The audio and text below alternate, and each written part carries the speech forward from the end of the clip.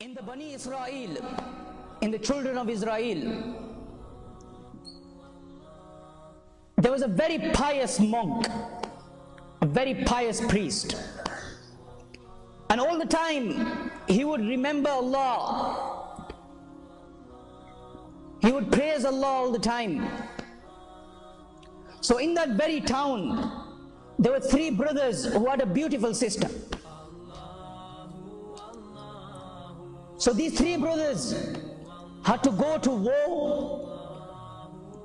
So they decided, what are we going to do with our sister? We are going to be out there for months and months. Who is going to look after our sister? So they decided that what we will do is that we will ask the monk. He is very pious, he is a very pious person. He'll take good care of our sister, and there is no fear of any danger from him. So they go to this priest and they say to him, this monk, and they say to him that this is the reason why we are going to war, and we have our sister and we want you to look after her whilst we are away.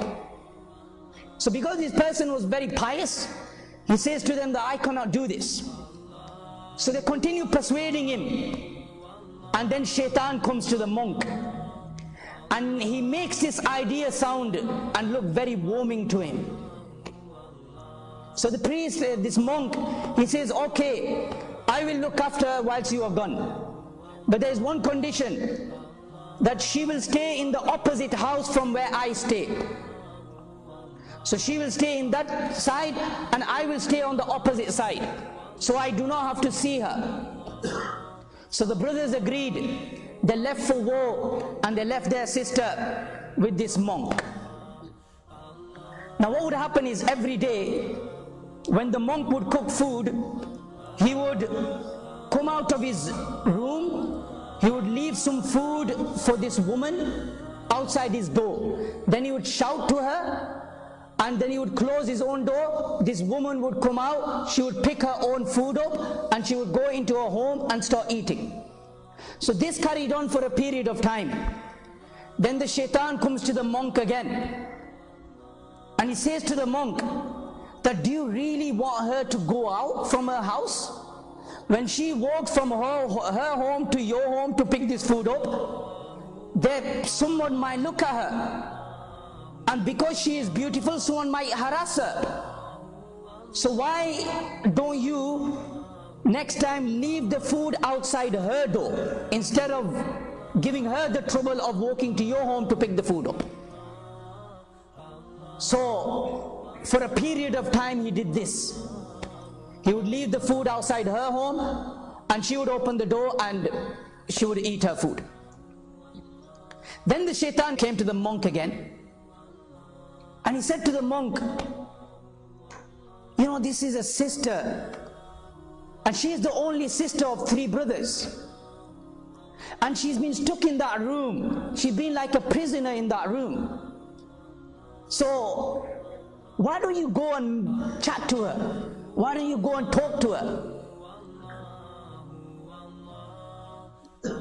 So he goes there, and for a period of time what he would do is, he would sit outside the house, she would sit inside, and this is how they would talk. And he carried on for a period of time. And then Shaitan, he made him say things, romantic things. He put all these romantic ideas into him. He put all these lustful ideas into his heart. So the conversation from decent, it went to immoral.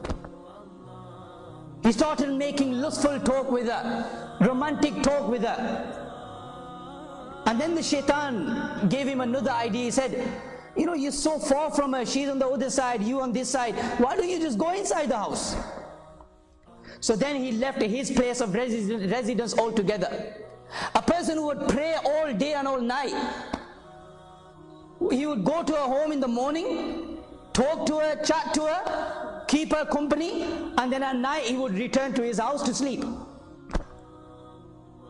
So one day whilst talking, he commits zina with her. He commits zina with her. Look how shaitan is working, step by step, step by step. He committed zina with her. And later on they came to know that this girl is now pregnant. She's expecting.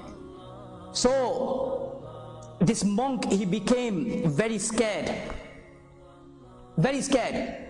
That if these brothers, when they come back and they find out what I have done, then they're gonna kill me. So shaitan puts the idea in his head that murder her and then bury her. And when her brothers come back, say to them that she died of an illness. They've been away for months anyway.